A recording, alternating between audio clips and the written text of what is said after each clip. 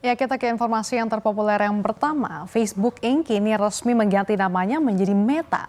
Kepala Facebook Mark Zuckerberg mengatakan perubahan nama perusahaan induk yang juga menaungi Instagram dan WhatsApp itu merupakan bagian dari rebranding perusahaan. Perubahan nama yang dilakukan Facebook ini dilakukan di tengah kritik keras beberapa negara dan regulator terkait sejumlah isu pelanggaran dalam layanannya.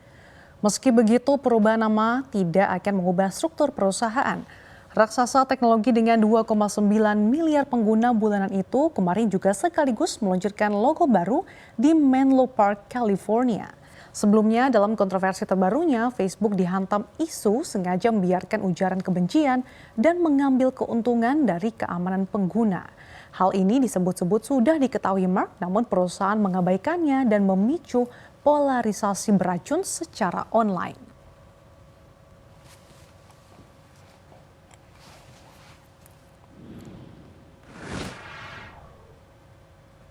Kita ke informasi yang berikutnya, di mana hubungan antara Prancis dan Inggris ini memanas. Hal ini merupakan eskalasi terbarunya pasca keluarnya Inggris dari Uni Eropa atau Brexit.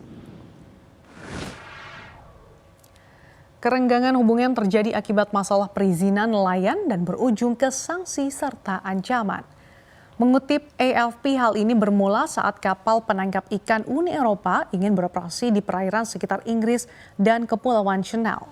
Inggris yang telah keluar dari Uni Eropa menolak kapal-kapal tersebut. Hal inilah yang menyebabkan Prancis marah karena salah satu kapal yang ditolak adalah miliknya yang sedang melaut di wilayah perairan Kepulauan Channel, Jersey dan Guernsey. London menyebut bahwa kapal-kapal Uni Eropa hanya akan diizinkan memancing dengan lisensi khusus. Namun Paris mengatakan bahwa pengurusan izin untuk lisensi itu terus saja dipersulit. Alhasil Perancis menjatuhkan sanksi untuk ekspor ikan Inggris dan tak menampik bahwa sanksi mungkin juga dijatuhkan terhadap barang-barang lainnya yang berasal dari negeri Ratu Elizabeth.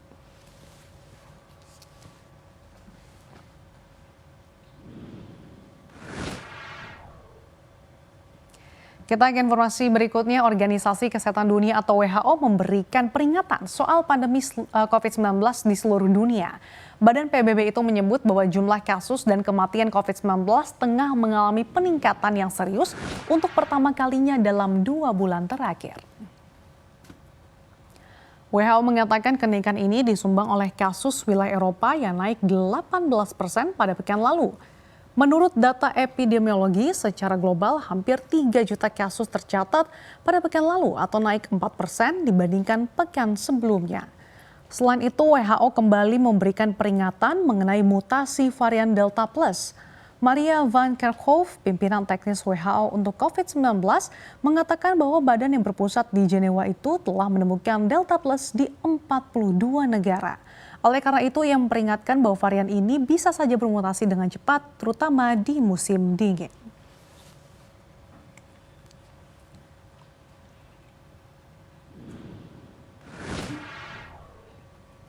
Kita ke informasi yang terakhir. Pemerintah memutuskan untuk menambah bantuan sosial kepada masyarakat hingga akhir tahun, terutama untuk mengurangi kemiskinan ekstrim di beberapa wilayah. Seperti diketahui, pemerintah memutuskan untuk menaikkan anggaran program penanganan COVID-19 dan pemulihan ekonomi nasional. Dari semula hanya Rp699,43 triliun menjadi Rp744,75 triliun.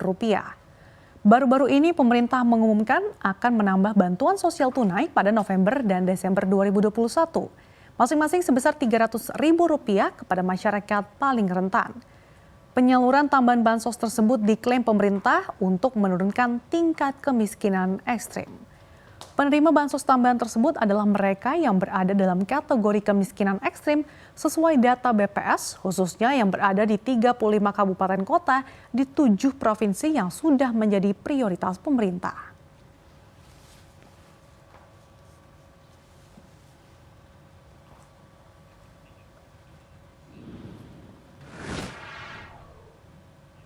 Demikian sejumlah informasi terpopuler pada hari ini.